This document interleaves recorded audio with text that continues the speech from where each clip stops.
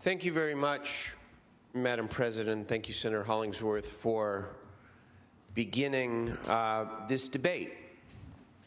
And it's a debate that has to be had on our floor, and frankly, it's a debate that is far overdue. It is a debate about the choices that confront us, because after all, governing itself is a matter of choices. And in bad economic times, the kind of times that we are living through, there frankly aren't great choices. We're not here debating what to do with all of our surplus dollars.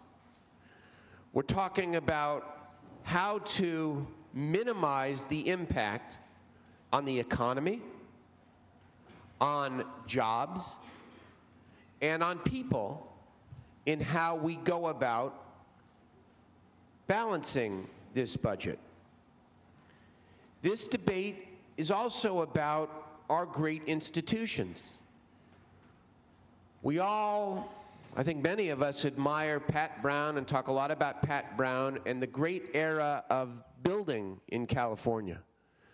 Whether it is the great university system, whether it is a K-12 system that was once the pride of public education system that was once the pride of the country, whether it's our state highway system, whether it's our still to be updated but still proud water infrastructure, whether it's the fact that we have the best investment in the country helping unemployed people get back to work. It's known as CalWorks.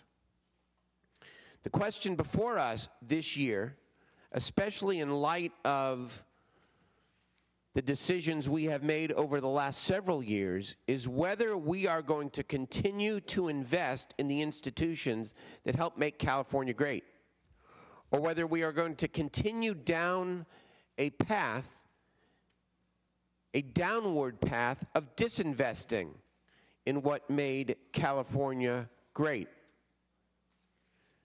There are choices here, members.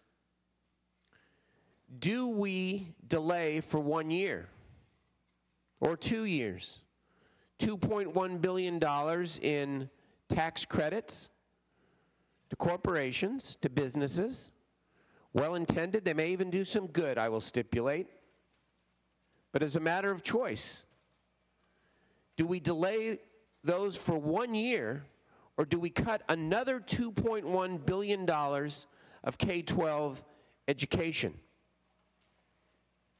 Do we engage in intelligent tax reform, of which the governor's proposal and the Republican proposal, frankly, contains nothing? Do we engage in a debate about intelligent tax reform that takes advantage of federal deductibility and brings more resources into this state? Or do we eliminate child care and CalWorks? Today, we want to discuss in some detail through this debate some of the myths and facts about the choices that we face. We want to talk about relative levels of state spending compared to prior years. We want to talk about the tax levels in California compared to other states. We want to talk about the much ballyhooed issue of state employees and the so-called growth in the state workforce. We want to talk about the economic impacts of the governor Republican plan before you today. We want to talk about the unemployment impacts of the proposal before us today. We want to talk about the corporate tax breaks and what it would mean to merely delay them for a year. We want to talk about K-12 education and where we stand relative to the rest of the nation, but also relative to where we were last year.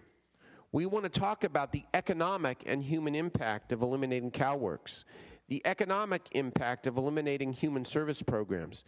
And we want to talk about mental health and Medi-Cal. Certainly investments, in my view, that help define a civil society. And so, rather than the easy talking points and the usual back and forth that we do in our respective press events, we actually want to break down these items of controversy here, and we want to talk about them. And we want to talk about them not to try to win an argument, but in the hope that a civil debate might lead to a budget resolution for the people of California sooner rather than later. Thank you.